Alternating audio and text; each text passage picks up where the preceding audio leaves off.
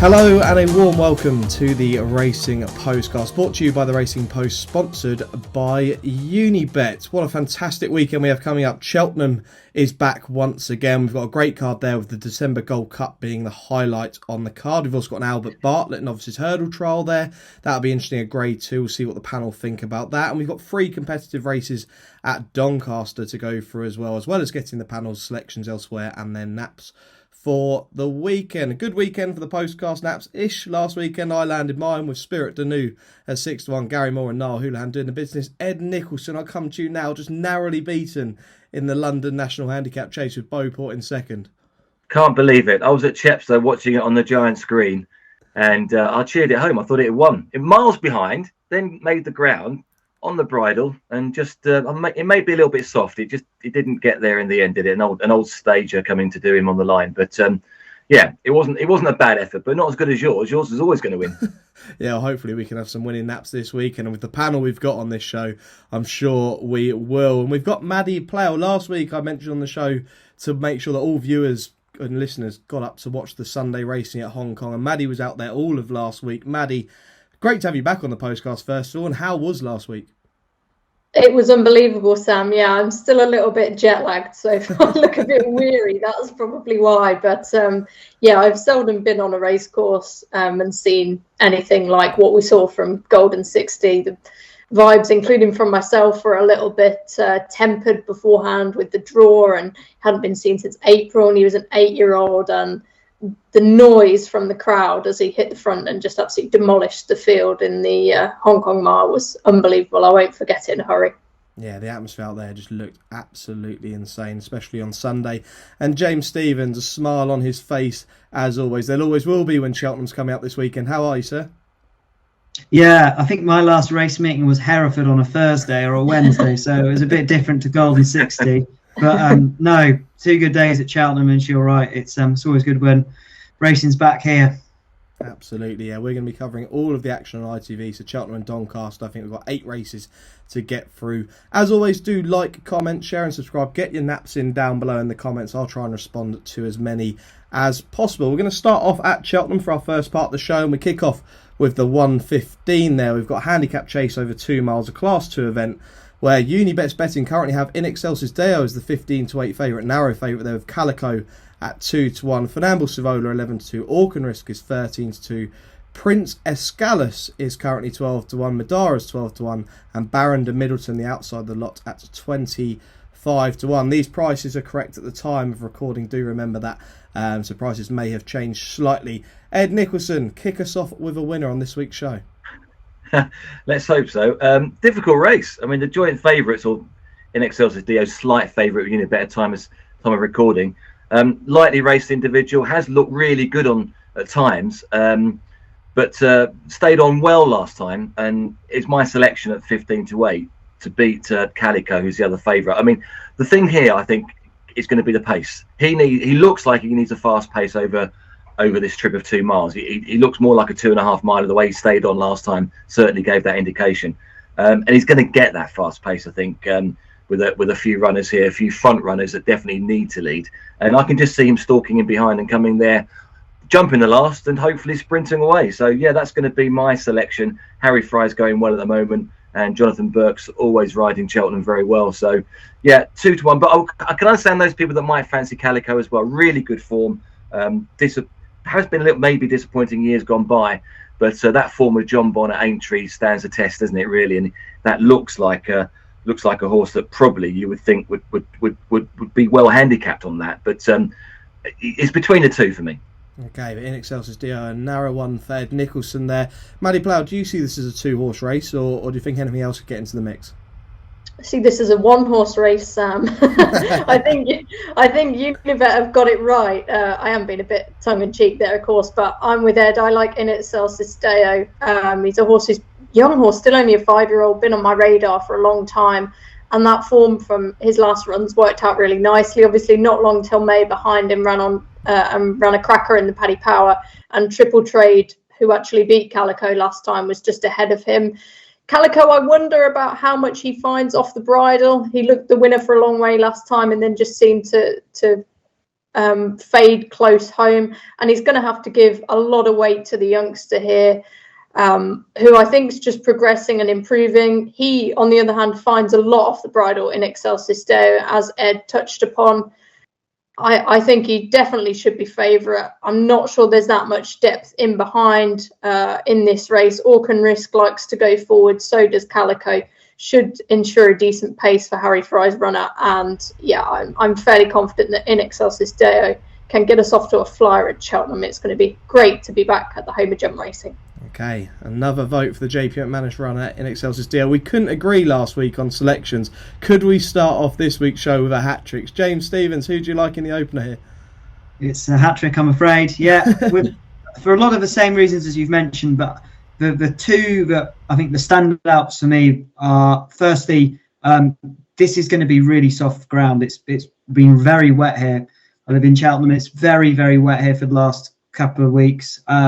John Pullen this morning told me it's going to be proper soft ground, so that's one of the key things. And this horse, first time out, was on very soft ground at Hereford last December. And the other key point, other than the ones that have been raised by the two very experts there, are that this horse's best form has always tended to be in the winter. And I just wonder whether he might be at his best at this time of year. Last season, he started the season really well, looked like he was going to be quite a smart 2-mile handicap chaser, and the wheels sort of fell off.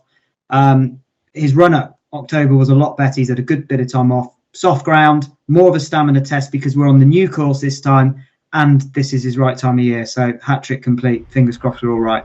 There we go. Good way to kick off this week's show. In Excelsis Deo to win the 1:15 then at Cheltenham. We move swiftly on to the highlight there on the card, which is the December Gold Cup Handicap Chase at 1:50. It's over 2.5 miles, a Class 1 event where Thunder Rock is currently top in the market, 100-30. Monmorale's 5-1. So Scottish is 11-2. Il Rodotto 6-1. Fugitive 15-2. Fakir Dudery is 8-1. And double figures bar these. Ed Nicholson, there's extra places. There's so many different boosts that our viewers and listeners can get on this race. Tell us more.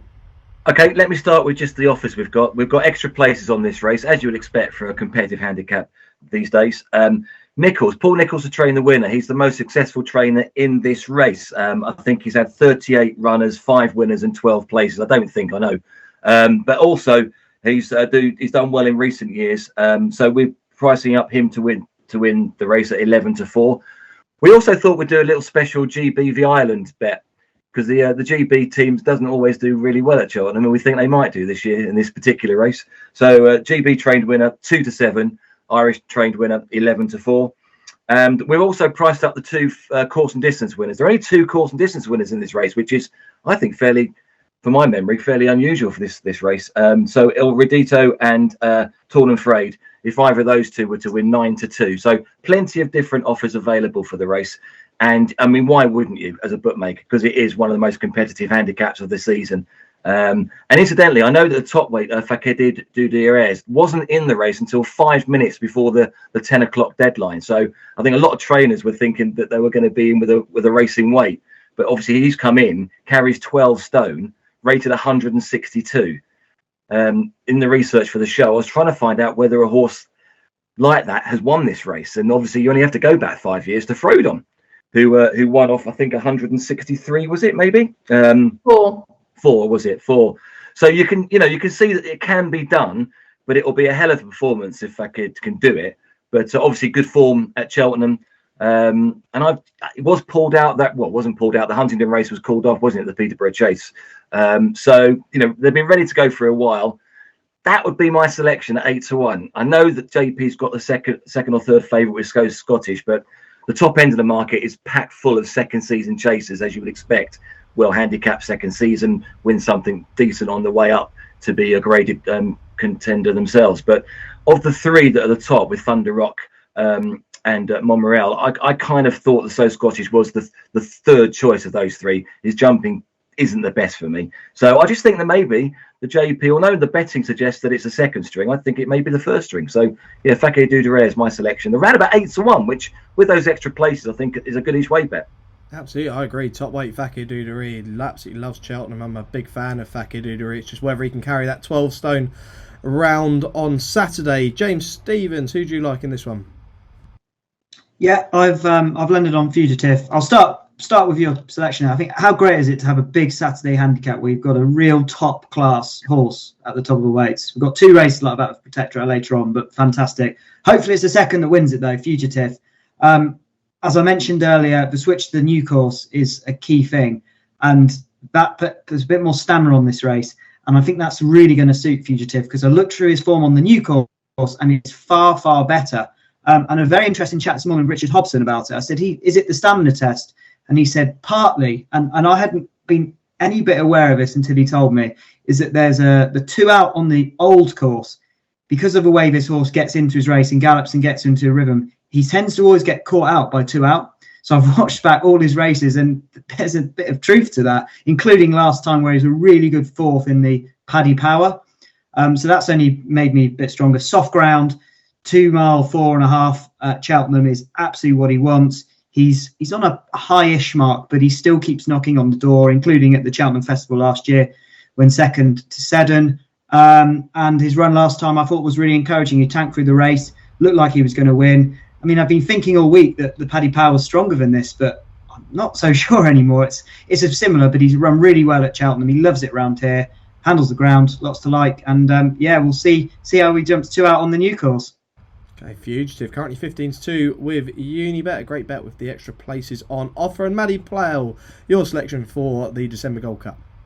Yeah, it's great that these are now video as well as audio, Sam, because you could probably see me smiling when Ed was talking about Fakir Dudery, and that's because he's my selection as well. I looked at this race a couple of days ago, and I must be honest, as much as there's some up-and-coming, nice horses in it, I'm not convinced any of them are thrown in off their marks. And therefore, I was drawn towards the multiple grade 1 winner, Fakir Dudery, off a mark of 162. As I said to Ed, Frodon won this race off £2 higher back in 2018. So class horses can come to the fore in this event. And I think it's interesting that a trainer as shrewd as Joseph O'Brien has opted to run him in a race like this, kept him in. And he's not a bad price either. It's not a really, really strong selection, but I do think he'll run a big race. And then at the other end of the handicap, out of it, in fact, by £3, Torn and Frayed would be the other one that I'd look at, especially if the ground, as James said, does get really soft, because he's going to have no weight to carry. He was actually running a really nice race in the Paddy Power last time when he just fell 2 out. He was probably going to finish about 4th or 5th, and that was his first run for 658 days. Course and distance winner, as we mentioned earlier on. So I could see him building on that performance, even though he's out of the handicap. I think he could run a nice race and is probably still pretty well handicapped. But yeah, Fakir Dudery around the 8-1 mark, and Torn and Frayed, I think you can get around 18-1, 16-1 on him. Okay, yeah, Fakir Dudery, a couple of votes for Fakir Dudery, Fugitive for James Stevens, and watch out for Torn and Frayed at a bigger price according to Maddy. And as always, do get involved with those offers that Unibet have. Plenty of different boosts there, as well as the extra places. Let's move on to the 225 then at Cheltenham. Another really good handicap chase here, this time over 3 mile 2 furlongs. And Broadway Boy is currently the 100-30 favourite, 3 under through 5, 7-2. Melina Girl is 5-1, Protectorate is 11-2, City Chief 6-1. Easy as that for Venetia Williams' team, who just have a winner every big Saturday now at 15-2. And double figures, the rest of them. Ed, Nicholson, any offers on this race? Yeah, we've got what's called a super boost. Now, you may not know, or the listeners or viewers might not know what a super boost is with Unibet. It's where we boost every horse in the race to the next price up the ladder. So let's say with 5 minutes to go, Broadway Boy was 130. We'll be showing 7-2. If it was 9-2, you'll get 5-1. But whereas in the many options that we choose the boost, in this particular option, you choose the boost. So you can boost any horse in this race, and it's called a super boost. As for the race itself, well, I don't know if anyone remembers, but Broadway Boy, I remember when he made his debut at Market Raising. I don't know if anyone, he was odd. He was a big price, 4 runners, and he was back to, well, a little bit odds on, then evens. And I bet they couldn't believe he got beaten. He got beaten in a 2.5 mile novice hurdle at Market Raising to a horse that I think is rated about 115, 117. And he's gone on and won plenty of races since Broadway Boy, and he's shown himself to be a well above average horse.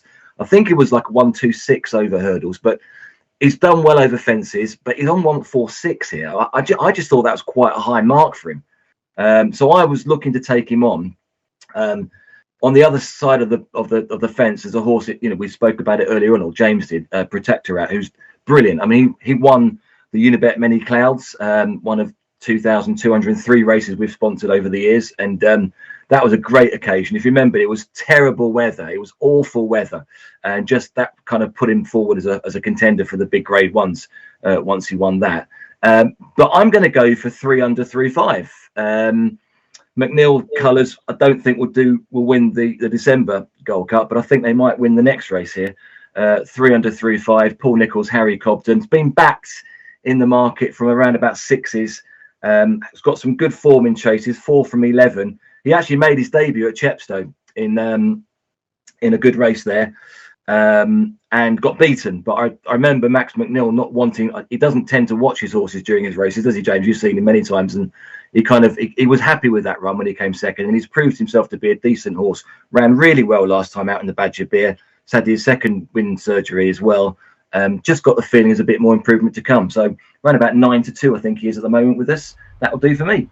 Okay, yeah, I can see it as well. And Maddy, is there a smile on your face for this one? There was for Fakir Doodaree, but any agreement with Ed on this one? Not so much. I love Broadway Boy. I spoke to Tom Bellamy after he rode him last time, and it's interesting. This horse, he's never had a huge reputation. You'll remember Santos and Davis obviously last time preferred We've All Been Caught, not last time, the time before, sorry, to him, and he was second to Flooring Porter with We've All Been Caught in third that day. And then last time it was just a spectacular jumping and galloping performance. And I think although those novice chasers are quite small fields, he's probably been beating an all right level of horse. I take Ed's point about the mark, but his Racing Post ratings, such as the style of his racing, have all been quite high, 143, 146, 153, still improving. He's only 5. So for me, he is definitely the worthy favourite. If there is a horse in here who is the wrong price, it's got to be Elvis Mail for Nick Alexander. Again, you're talking about Racing Post ratings, and they're around the 142 back at Ayr in October 2022. Then at Doncaster in the Sky Bet Handicap Chase, 142 earlier last season, and then last time out of Kelso, 149 when beating Highland Hunter, Empire Steel, Burrows Diamond, and of course the Grand National winner Correct Rambler was back in 5th. This horse has been totally transformed since he's gone up in trip to marathon distances, and he still gets Bruce Lynn's £3 claim. I think if he was trained in any other yard, he'd be a much shorter price. He is bound to travel strongly off the strong pace that's going to be set by Broadway Boy. That was a tough race last time. But look, Nigel Twist and Davis horses are still absolutely flying, 27% strike rate as we speak. I do like Broadway Boy, and I think he's the right favourite, and that boost is quite appealing. But off the same perch, Elvis Mail is definitely one to note for Nick Alexander team. A favourite hasn't won this race in the last 10 years, so maybe Broadway Boy can be the first to do it. Okay, Broadway Boy looks the right favourite according to Maddy, but Elvis Mail at 10-1 currently with Unibet may be a bit overpriced in the 225. And James Stevens, who do you like in this? Yeah, I'm going to go against the two here. Agree about Broadway Boy. I mean, it's a phenomenal season. Obviously, we brought a lot of Cheltenham meetings. When he went at Cheltenham in April, I thought, wow, this would be a nice horse for sort of summer racing and things like that. He's just gone on beyond my belief, and the way he went on soft ground, which I completely drew a line out of him for last time, was really impressive. I'm not quite sure he'll be at his best on soft ground. I think he's going to be a better horse in the spring, and he's had a busy campaign, so I'm willing to take him on. 300-3.5, agree. Good run last time in the Badger Beers. That horse just doesn't win, though, does he? I think he's so frustrating in these big handicaps. Yeah, partly that, and also I'm quite interested to see whether he might be better right-handed than left-handed. Some of his form suggests he might be, so I'm curious about that. But the horse I'm really interested in is City Chief for Nick Henson, who had been a bit of a bad jumper, but jumped a lot better last time. And the interesting thing this time is last month at Cheltenham, he carried 12 stone. This time here, he's going to carry 10 stone 4 because Protectorat's in there. And if you go through his form, there are signs that he could be a really, really good horse. And it might just be a case that he's completely chucked in off this mark 141, and the fact that he's carrying such a low weight in a relatively good race. There should be a bit of pace on, which I think would suit him, because I think he's going to end up wanting further in time. He looks like a proper old stayer. And yeah, he's an interesting horse. He's not the sort of horse you'd associate with these colours and Nicky Henderson, but to me, he just seems like a slow old horse that's just going to want low weight and just carry on running and galloping. So happy to give him a chance, particularly how he jumped better last time. But Ed might know a bit more about him, given Unibet's relationship with Nicky. Well, I haven't spoken to Nicky about the Saturday runners, but he is a horse they like. I know that when we've been there before.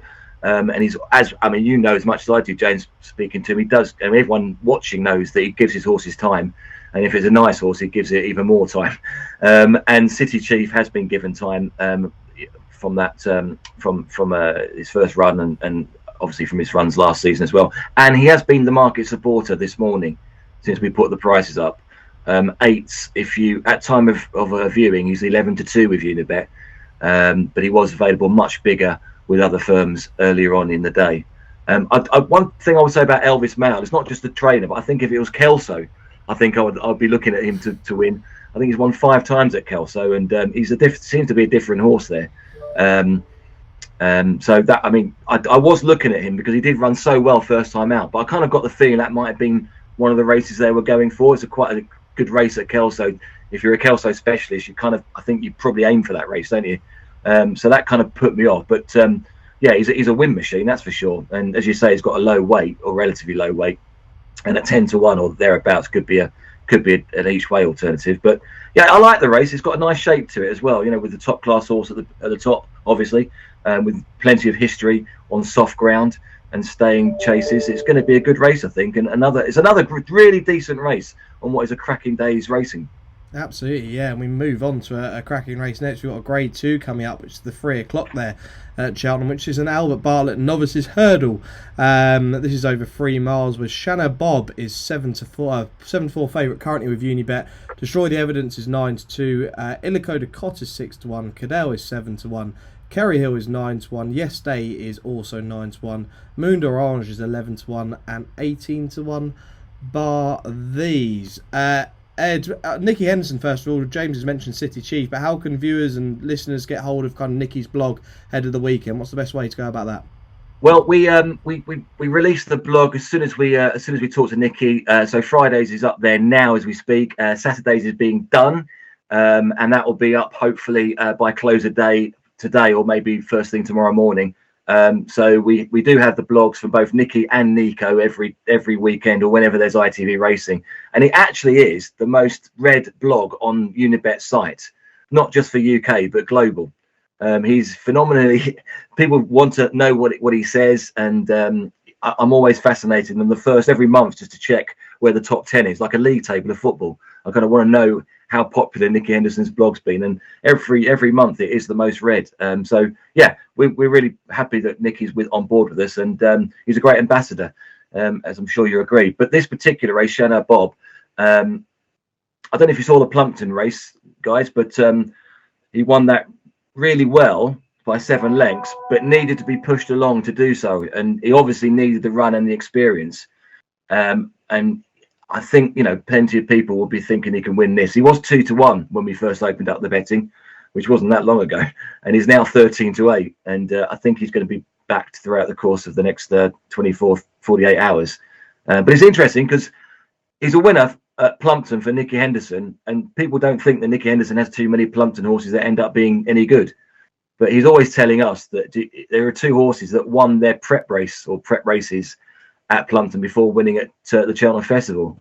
Penton Hills was one of them, and all the way back, do you remember the first bout, the Triumph Hurdle? He actually had to run another time to get into the race, but he ran at Plumpton as well. So Nicky does send a good horse to Plumpton, and maybe Shanna Bob might be another one.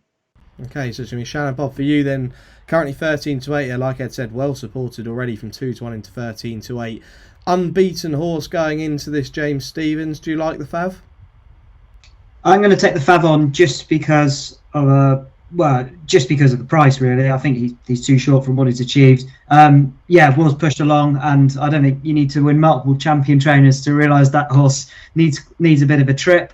I'm hoping that's the same for the Dan Skelton runner, Illico de Cot, who has only just had 1 start in Britain so far, was second at Lingfield, travelled really well through the race and was just pipped at the post. Looked to me like a horse who's going to improve for a step up in trip.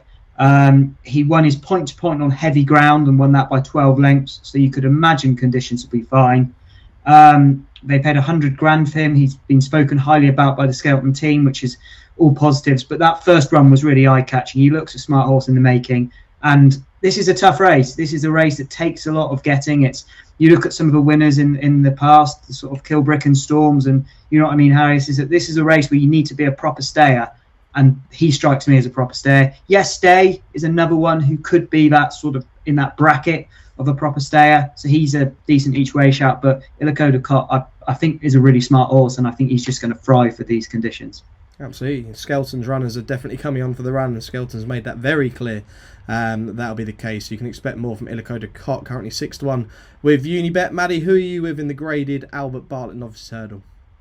It's a tough one. I am sort of in agreement with James in that Illico Cott entered my tracker as soon as that Lingfield race had passed. I think he's a super prospect, but I do wonder for horse who's pretty lightly raced, this race could turn into an absolute war, and I wonder if he just wants that just yet. So I think I'll probably wait until nearer the time before nailing my colours to the mast in this race, because it's not always class that wins it. It can be, race hardiness and, readiness at this stage in their careers. As James touched upon, Shanna Bob at the prices, a horse with those connections is never likely to be one that I'm going to support, just because I certainly wouldn't get rich with the amount of money I have backing those ones. I think it's an interesting race because you've got the likes of Destroy the Evidence and Cadell for Lucinda Russell, who are really battle hard, and they're going to stay very, very well. They're going to respond to pressure. Kerry Hill, who beat Cadell getting weight last time, I was really taken by the way he travelled up at Kelso and eventually saw off Lucinda Russell's horse, who was the 5-6 favourite that day. For Ruth Jefferson, I think she could have another nice horse here, but of course not favoured at the weights now, off level weights. So I'm just going to wait and see how this one plays out. But of the horses in the market, the one who I'm most drawn to is Illico Cott. I think he's a lovely long-term prospect. It's just whether he's quite ready for this. But I guess at around the 7-1 mark, that's a chance that we'll probably be willing to take. Okay, Sam, go on. Sorry, I should mention yesterday that James pointed out, because it's owned by a friend of mine. It's his first ever horse, and it made its debut at Chepstow in a bumper, and then won at Utoxeter. They've always thought a lot of this horse. They weren't going to over-race it this year, but the owners live in Cheltenham. They live about 250 metres away from the racecourse. So I think they've probably forced the hand to run him here. But John Joe O'Neill, I often speak to him about this horse because it is my friend's horse, and they do think it will make a nice 3-mile staying chaser, obviously, because it's running in a 3-mile novice hurdle. But I don't know, the extra distance might just help him on this occasion. He's not too far behind on ratings. So I wouldn't put anyone off yesterday, certainly each way in this particular race. There we go, yesterday. Certainly one to keep an eye on then. Move on to the final race then. We're going to be covering here the 3:35, which is a mare's handicap hurdle over 2.5 miles. Another Class 2 event where Bonte is the 3-1 favourite. Nurse Susan, currently 5-1. Fear to Glory is 11-2. Wind of the Lightning is 6-1. Coquelicot is 6-1. Good Luck Charm 8-1.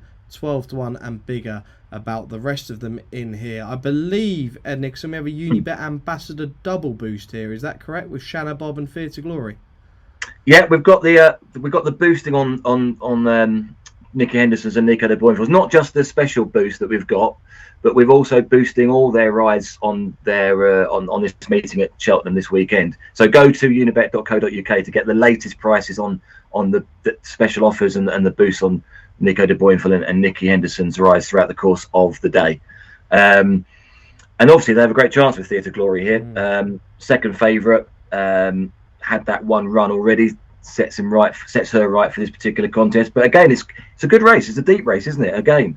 And I'm going to oppose the Henderson de Boinville horse and go with the favourite, Bonte, who researching for the show, I was kind of looking at the videos and went into the excellent Racing Post analysis and then went into the quote section, and I was just taken by the fact that after she won last time out, 40 days ago, Fergal O'Brien was quoted as saying that'll put us straight on for this particular race. They were looking at this race before the Uttoxeter race, which was over, if I seem to remember, a shorter distance than this one.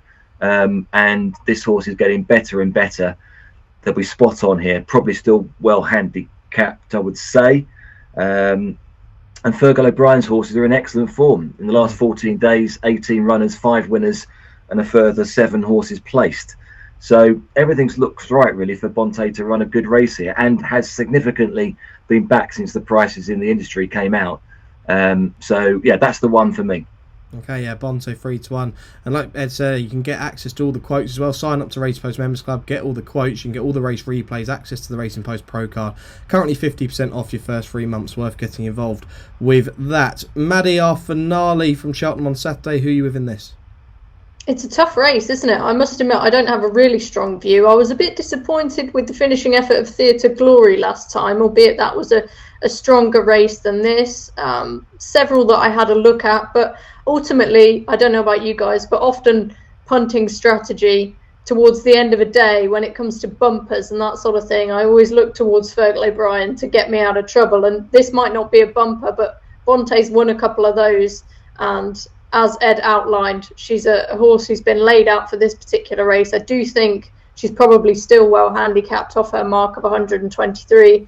It's not terribly original, but she's lightly raced. I think there's more improvement there. Others to note, I think Winter the Lightning is a very lightly raced horse again, who's improving. It was an impressive win at Wetherby last time up in the handicap, but she should be on the premises. And then another one, again, just because I don't have a strong view on this race, I think it's worth talking about, is Stainsby Girl, who finished second at Haydock last time. That was a particularly good run from the front, travels strongly. And talking about Elvis Mail earlier, she beat him twice last year. She's usually pretty reliable, and if there are any chinks in the other's armour, she should go close. But yeah, I think Bonte is the obvious one. No points for originality, Sam. There we go, Bonte for Maddy. James Stevens, we kicked off the show with a hat-trick of selections. Are we going to end Cheltenham with a hat-trick of selections? No. Bonte, yeah, look, she's clearly the one to beat on form. Her form when she was in the bumper grade was really, really good, and I remember her winning at the November meeting and thinking this could be the next big horse for Fergal O'Brien. It's not quite happened for her yet, but it's still early days. I think she's only had 4 runs over hurdles, so it's far from over for her. Coquelicot is a really interesting horse in here. I'll be just seeing what the ground is like on Saturday before getting involved, because I'm a little bit unsure whether she wants it that deep. But her form in mares handicap hurdles is really, really good. I don't think she's been out of the front 2 in about 5 starts and beat West Balboa at Kempton as well. So she's got some really good form. And I know Anthony Honeybull has got half an eye on the mare's hurdle for her, so rates her very highly. Needs to improve, but this is sort of a stepping stone towards that. But the one I like at an each way price is at the very, very bottom. I Love the Nightlife for Joe Tizard. A horse that won the mare's final at Newbury last March, a race which is typically very good. Wasn't particularly as strong last year, that said, but it's usually a really strong renewal, and you usually get horses primed for it because there's a good pot on offer. She won that quite easily off a mark 119. She's rated £5 higher now, and under 2 runs since. She ran at the April meeting where the ground was too quick, and then at Wincanton last time she badly needed the run, and she was carrying 12 stone that day as well, which is a tough test first time out. She's got a ground here. She's still highly regarded. They still think she's a classy horse. And if she does bring that Newbury form here, and given the fact she's probably going to like Cheltenham, she's definitely going to like the ground, and it's going to be pretty deep by the end of the day, she could definitely outrun her odds. Okay, I Love the Nightlife. Currently 18-1, the outside of the field, with Unibet for the finale at Cheltenham on Saturday. And that is Cheltenham done and dusted. We're going to be covering Doncaster shortly after this. Want betting on the horses to be anything but flat? With an app that impresses every time out. You're on. Want to watch live streaming of races in the UK, Ireland and around the globe? And get a chance to win even bigger with 3 Uniboosts every day on any horses you want. Unibet. You're on. Welcome back to the Racing Postcast, brought to you by the Racing Post, proudly sponsored by Unibet. Sam, Hart, Ed Nicholson, James Stephens and Maddy Playle spinning you through the weekend action. We move across to Doncaster now for 3 competitive handicaps there, and we start off with the 205, which is a Novices limited handicap chase, class 3 event over 2 mile, 3 furlongs. The betting with Unibet currently looks like this. Serendipity is 3-1, Mr. Who is 130, Find the Time 9-2, Deeper Blue 6-1, Cruise Control 7-1, Glory and Honour 17-2, and double figures about the rest of them. And this is this week's money back if second or third race, Ed, is that correct? That's right, Sam. Yeah, just the 9 runners, so not a bad offer. Money back if your horse comes second or third. Terms and conditions apply. Do look at the website for those. And but it is a competitive race. That's probably why we're offering it. But 130 the field. I would say any horse in this race could win. It really has that look of the feeling about it, doesn't it? But my eye was drawn to Find the Time, and quite a lot of people do say this, especially Maddy and James already said it, I think, today. But trainer form is really important when you're having a bet. And I went on my database and put up all the trainers over 14 days, and Nicky Richards has got the best recent record over 14 days for any trainer that's had 10 runners or more. He's got an 80% win and place record for the last 14 days. 10 runs, 4 wins, and another 4 places. His horses are in cracking form. Find the Time was a winner 28 days ago for him, with the same jockey, Connor Rabbit, in a conditional jockeys race, if I remember rightly, just 4 runners at Wetherby. And Find the Time won that, having previously been reluctant to race in his only other chase, and that was at Sedgefield, I think. And he didn't want to race, and then he almost pulled himself up, and it transpired that he kind of needed earplugs, so he wore earplugs last time, and it was a much different horse. And I'm just hoping the earplugs win the race again, and that Find the Time can progress, because he's still relatively inexperienced. Obviously, this will just be his 3rd chase, as a lot of these horses won't be racing that often over fences. But I think, given the trainer form, given the way the race is, I just think that he's worth trying at the price. He's a much bigger price than Serendipity, who was in that Sedgefield race, and they were both 7-2 in that particular race. Obviously, he finished miles behind Serendipity. Is it how you pronounce that? But it was, I just noted that they were the same price. He's got £1 advantage for this particular race, but I just think it's a different horse that turned up at Wetherby, and the earplugs definitely made a difference. Even the trainer used that as an explanation when the stewards asked for the improved form. So I'm going to give this horse another chance, Find the Time, just to keep on the improvement. Okay, Nicky Richards, Find the Time at 9-4. Ed Nicholson, James Stephens, who do you like in our first race from Doncaster? Yeah, I looked at this race before the prices came out, which I think is quite an interesting thing to do. And the 2 I landed on were Mr. Who and Deeper Blue. Wasn't meant to be a rhyme. But I think, given the prices, Mr. Who is 130 and Deeper Blue I see a bit of money for, Ed. 11-2 now from 6-1. Yeah. Was a little 6-1 earlier when I saw. He's a horse I'm really interested in, because a long time ago the Harry Fry team thought he could be the real deal. On his maiden hurdle or novice hurdle at Chepstow at the Persian War meeting, he gave Stage Star something to think about, which takes some doing. And since then, it's been off and on for him. He had pretty much the whole of last season out after a decent chasing debut, and returned at Plumpton this year with a really, really good effort behind a horse of Dan Skelton's called, if I get my document up, Sacre-Cœur, who is a really good course specialist at Plumpton, who made a brilliant effort from the front, was just never for catching. This horse plugged on and galloped all the way to the line, suggesting that Doncaster would suit him a lot better than Plumpton. Probably come on for that effort, given it's his first run in about a year. Strikes me as a horse who's very well handicapped despite the £2 rise. Good soft ground is ideal. He looks the value for me. Okay, there we go. A couple there. Like you say, a rhyming double there, Mr. Who and Deeper Blue for James Stephens. Maddy Playle, we keep saying this is a tricky race. This is a tricky race. We could say that about every race this weekend, I think. Yeah, it's a tough one. But I'm really looking forward to this. And it's interesting you were talking about Nicky Richards, Ed, because I was actually speaking to a colleague the other day, and we were talking about people who we like speaking to, people who, when we ring them, they're reliable at picking up the phone and they're always a joy to speak to. And I nominated Nicky Richards because he will never let you down, that man. If he has a winner somewhere and you need to speak to him, Nicky always answers the phone and he always gives great feedback, and he's just a lovely, lovely man. So can never begrudge Nicky Richards a winner. That said, Find the Time is not my selection here, and neither is Deeper Blue, although he was on my radar, and as James says, it was an eye-catching run at Plumpton last time.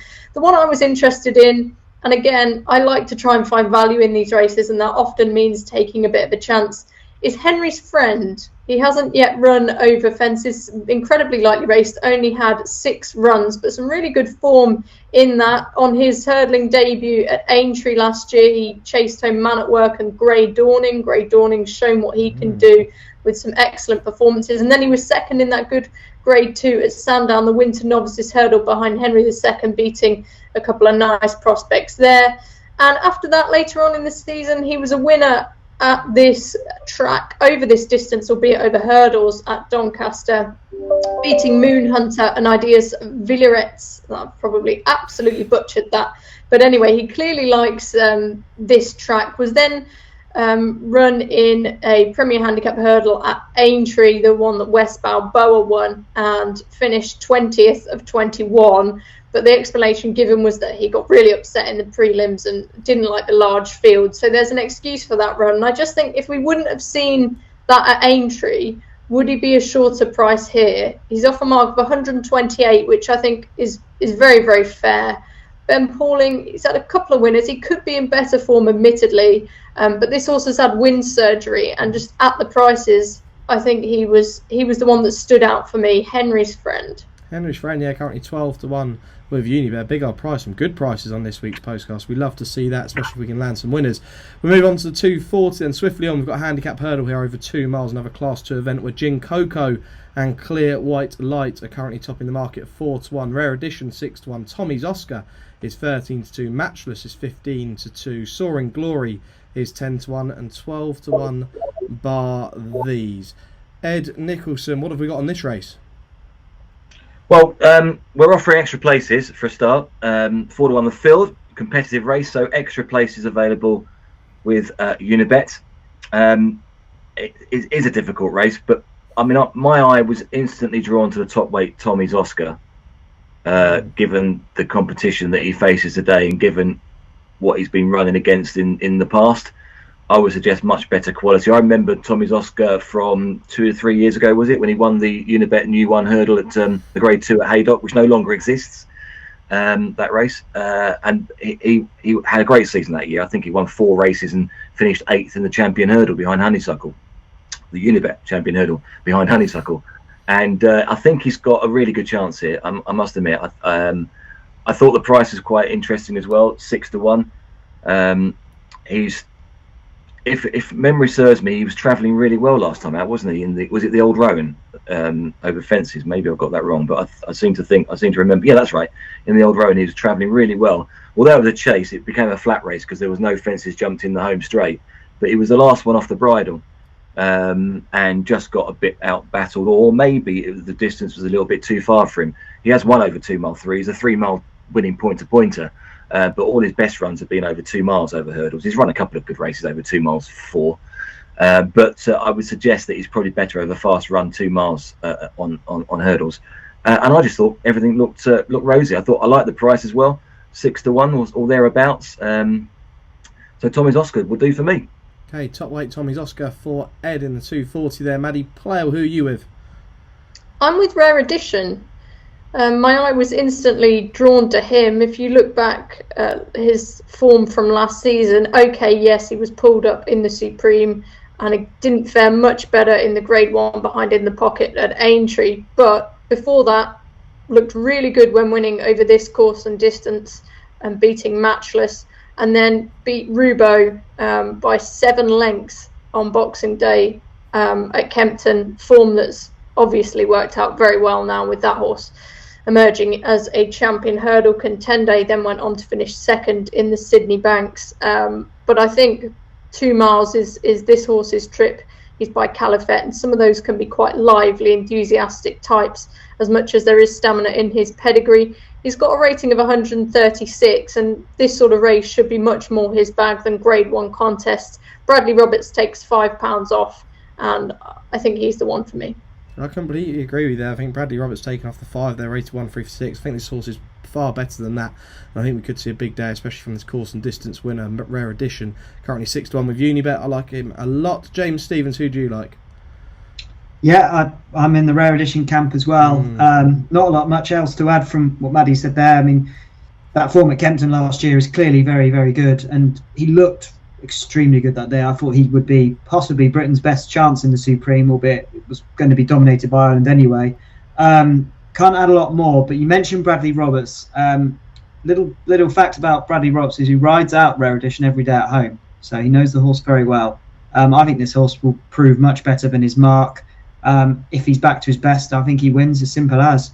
There we go, yeah, some confidence behind Rare Edition in the 240 at Doncaster. Our final race that we're going to be previewing from Doncaster is the 3:15. They're a handicap chase, class 2 event over 3 miles, where Mr. Coffee, God, this horse, he needs to get a win in the bag for me. 9-2. Forward Plan is 5-1. Sail Away is 11-2. Whistle in the Dark 6-1. 2 Shots of Tequila 15-2. Nesta Park and Man the People 17-2 and 11-1, and bigger the rest.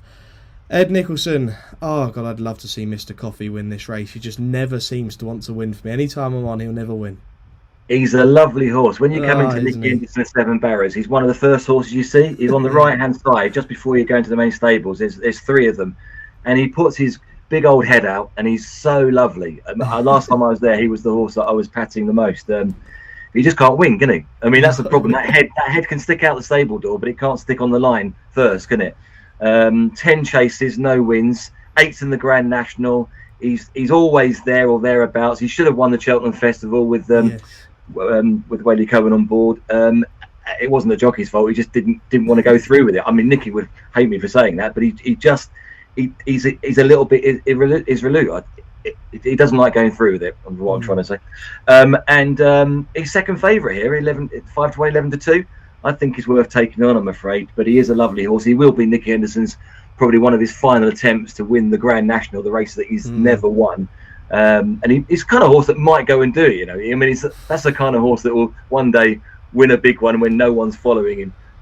But I was looking at this race, and there's a horse who made his debut at Chepstow. I know James goes to Chepstow quite a lot as well, and they take a lot of jumping those fences. And Man of the People, when he won his novice chase there with Paddy Brenn on board, Paddy did an interview with At the Races or Sky Sports Racing afterwards, and said he's never ridden a novice that gave him a better feel first time out over fences than Man of the People. Now, he was jumping a little bit high to begin with, but then he jumped a bit better. And then he won the Seymour Business Trophy next time out at Chepstow, which is a really good race. It's always won by a good horse. And I thought he was going to be really good. I thought he was going to be, you know, one of their best novice chasers, but it didn't really go right for him. He pulled up in recently last year in the Scottish National, then ran a really good race at Exeter. And if you watch the race, I think he was a bit unlucky to lose, because he jumped well and bold, as he always does, and a horse came to take him on at the last, headed him, and he got back inside him and beat him on the line, but something flew on the outside that he didn't see. I think he would have battled back. I think he's that kind of horse. He loves a battle. And last time out, I can't believe there's a U or an F next to this horse, because he jumped so well. But he was unseated. I think it's fair to say, in the Racing Post comments, they say that the leader went across him. Looking at the video, that's been a little bit happy with him, because I think he could have jumped it he did jump it, but kind of didn't stay on, unfortunately, because the horse kind of made him stutter as he went into the fence. So Man of the People is one of my favourite horses. He's a lovely big horse. We talk about Mr. Coffee being big. Man of the People, we could have a big horse off here, because I think Man of the People is almost as big, if not as big, as Mr. Coffee. And this is definitely going to be heart over head here. But I'm backing Man of the People at a fair price. Okay, Man the People Red. Those who are actually watching the show on YouTube would have seen me scrolling down my phone on the Unibet app looking for Mr. Coffee in the Grand National market. Currently a 66-1 shot of Unibet for the Grand National, for those who are shrewd and like a go at that. But God, if he won a Grand National, God, that would actually probably make my year next year if he would have won a Grand National. But let's just wait. I think Nicky might resign on the spot, actually. Not resign, retire on the spot. Certainly would have to. Maddy Playle, who do you like in our final race? Yeah, I scoffed throughout that, and that's because Ed's stolen my thunder. He might be going with his heart with Man of the People. So am I, because I thought exactly the same when he won those 2 races at Chepstow, and I actually spoke to Fergal O'Brien and sort of said, you are going to go for the Scottish Grand National with this horse, aren't you? And he said yes, and he did get there. Things didn't quite go to plan, but I have long been a fan of Man of the People, and if you follow my thoughts at all, you'll know I'm a big fan of horses by Marler. And he is another. They just seem to improve so much for chasing. And I think he's going to be one of the really good sides that we're going to see in the next couple of years. So lightly raced, really, when you think about it. Just had the 6 runs over chase fences. 1, 2 of them was only narrowly beaten at Exeter behind Any News, as Ed said. And then at Ascot last time, he unseated at the 4th. That was too early for us to sort of gauge anything from him, but he gets in off here off a really low weight, 11 stone 1 with Conor Brace on. It's a competitive race. There are good horses in there, but I think this is his race. The conditions should really suit him, the track, the distance, everything else. Forward plan, interesting. There's been quite a lot of money for him, and again, he was well backed in the Badger Beers last time, wasn't he? So that's quite curious. Mr. Coffee, what can you say about him? It just makes me laugh. He was favourite when I initially looked at this race on the Racing Post website, and I just can't be having that. I mean, how can you keep backing a horse who just doesn't win and doesn't seem to want to win? I don't know. Sail Away is a horse I really, really like. 5th last time at Newbury. I wouldn't be surprised if they were just biding their time with him until the summer and a bit of decent ground. Again, maybe back at Ayr for the Scottish National or something like that. But I have a hunch that today might not be the day for him for Sail Away. But it could be for Man of the People. And actually, at the prices, he's quite a strong fancy for me. Oh, okay. Yeah, one of the things to mention that I should have mentioned is that one of the positive about Man of the People is that he's always looked a horse that I thought would appreciate cheek pieces. And he wore cheek pieces for the first time at Ascot, but only got far as the 4th fence. So you could say it's first time cheek pieces. So I think that's a positive as well. Okay, well, look, Man, the People, a bit of confidence there. Come on, James, end the show with a big hat-trick at this price. Well, my feelings aren't very strong on this race at all, to be honest with you. The only one I had written down as a bit of an each-way shout was Man of the People, funny enough.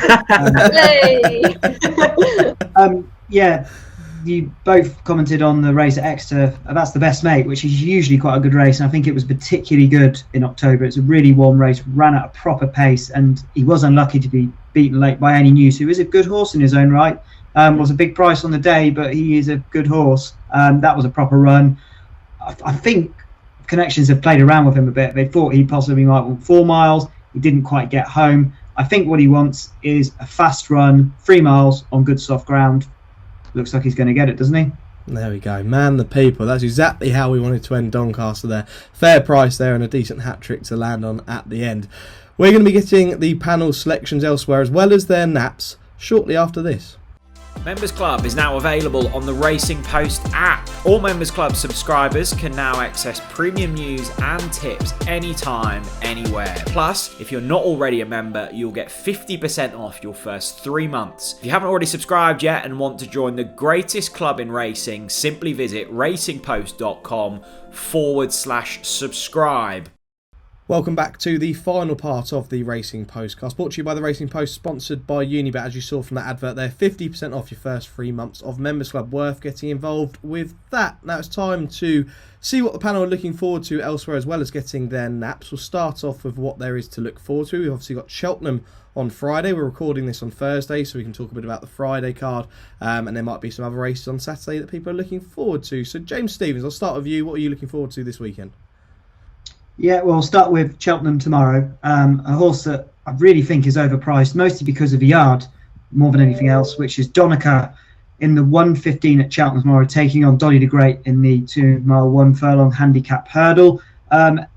He has been a really good horse so far this season. He won at, Ed will like me for this, the Unibet Persian War meeting, first time up, in a novice hurdle, which is particularly strong. I think Altior won the race in years gone by. Nappers Hill won it. Dynamite Dollars going back a few years. It wasn't possibly as strong this year, but he won it really well, beating a horse called Artistic Endeavour, who I think is pretty useful as well. And then he was second at Cheltenham, and that was a really eye-catching run in what I think will turn out to be a very strong novice handicap hurdle. won by the Nicky Henderson horse. Imposed Trois, is it? Sam, you should know of all your French connections. Yeah, that looks to me rock solid form. Travelled well through the race. Looks to me like, again, says it again, the switch to new course is going to suit him very well. He's about 8-1, I see. Shouldn't be that big. He's behind horses that are trained by Nicky Henderson, Paul Nicholls down Skelton, when I think his form is far better. So, sorry, Nigel Hawk, you're not getting the same loving from the bookmakers, but hopefully we can make that pay. And the other one I like on Saturday, it's the Mares' Chase final at Hereford. Scirocco's Dream won really, really well over the same course and distance to TSL Buck for it. It's worth quite a bit of money. I think she's going to be the one to beat, and she's a good at price as well. I was quite surprised at her price. It's Scirocco's Dream in the 1 o'clock at Hereford on Saturday.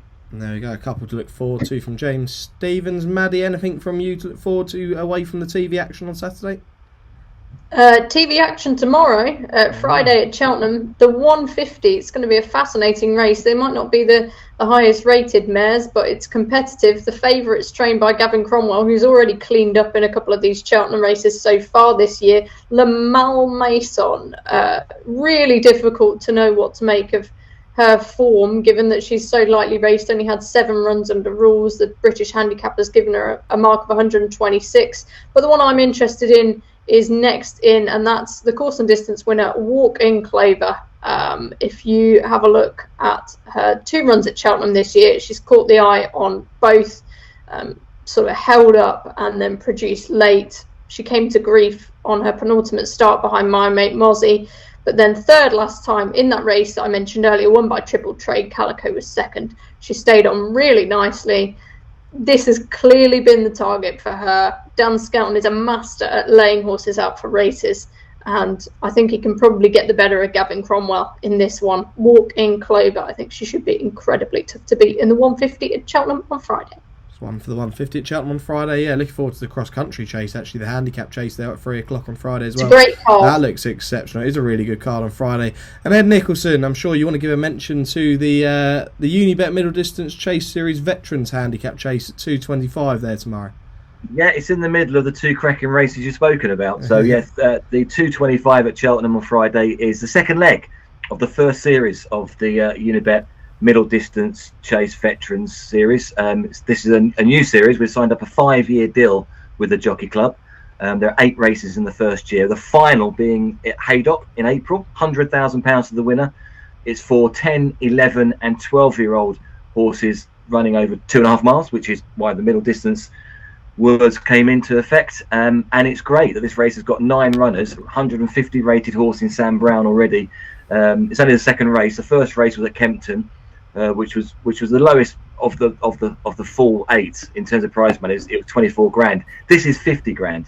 There's a race later on in the series at 60 grand, and the final's 100 grand. So £340,000 worth of prize money up for grabs for this new series. I'm really excited about it. I think it gives a chance for these older horses to shine. We sponsor the final on what used to be Unibet Tolworth Day, but it's now called Unibet Veterans Day at Sandown on the 6th of January, I think it is this year, and that's for 3 mile chases, and that's been so successful that we wanted to do something for similar over shorter distances.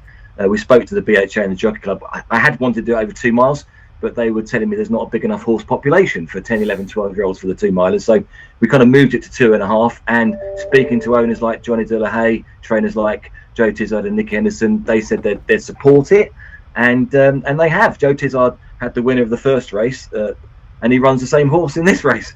Ligeran, who is favourite around about 3-1, have to have chances. Lightly raced 10-year-old, but there's some great horses in this race, and I'm really looking forward to. Hopefully, it gets some coverage as well, and we'll get even more runners for the next few races. Because I'm hoping this will be as popular as the Unibet Veteran Series final at Sandown, which normally gets 12 to 16 runners in it. So this one, 9 runners, and who knows, the next one maybe even more.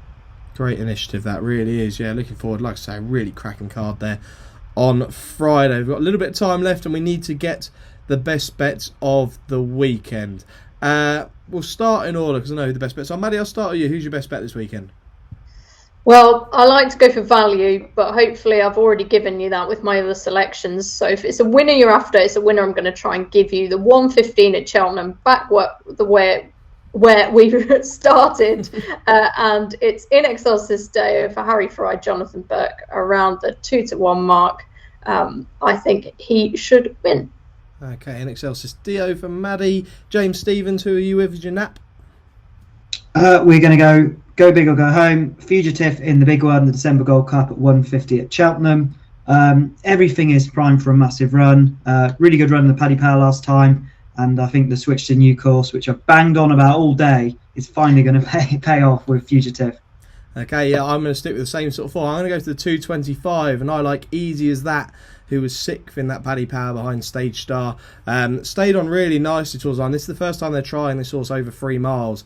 And like I say, Venetia's horses, they're just in form, aren't they? They have been all season. She won the Big Beecher handicap chase last week with Chambard, who ran an absolute mighty race with Lucy Turner aboard.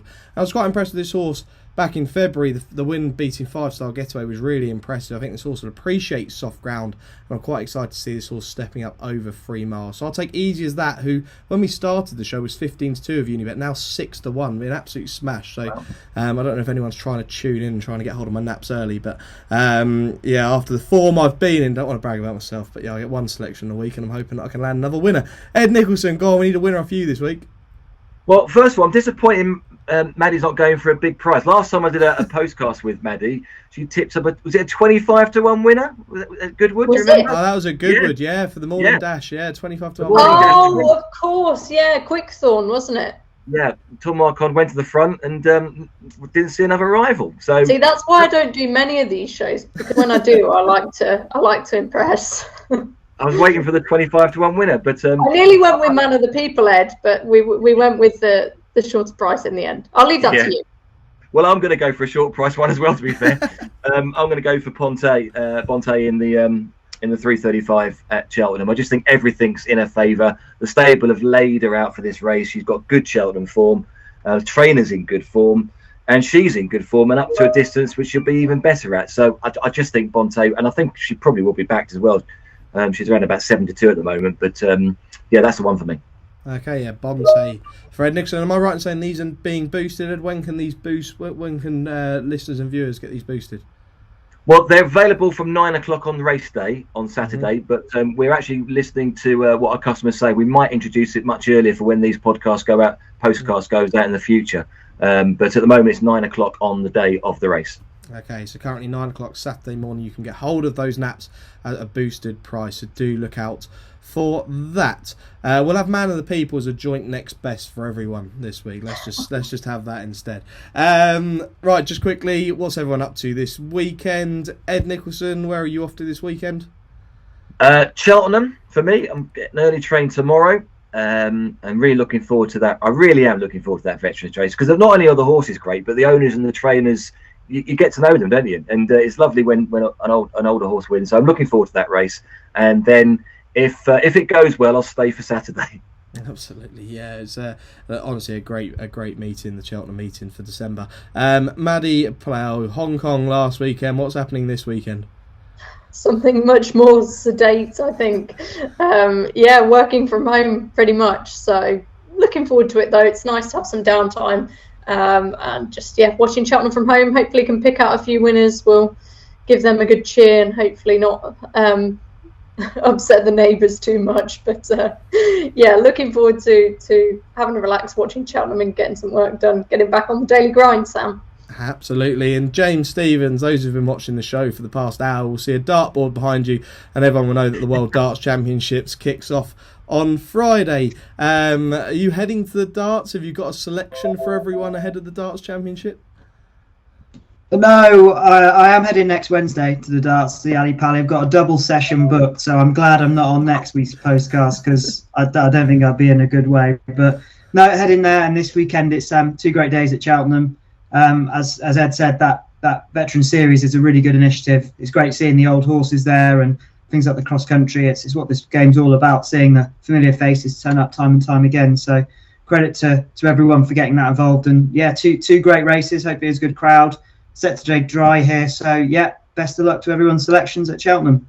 Yeah, looking forward to it. Best of luck to all our viewers and listeners. Of any selections you might be having, there's plenty of racing. You don't have to bet on every race. The MO here at the Racing Post and Unibet is safer gambling. Only bets with money you can afford to lose. Big thanks to all my guests as always. We're going to be back again next week for another postcast covering the Christmas racing period. Looking forward to that. Will be an update on when that will be coming to you next weekend. But until then, enjoy the weekend and hopefully land a few winners.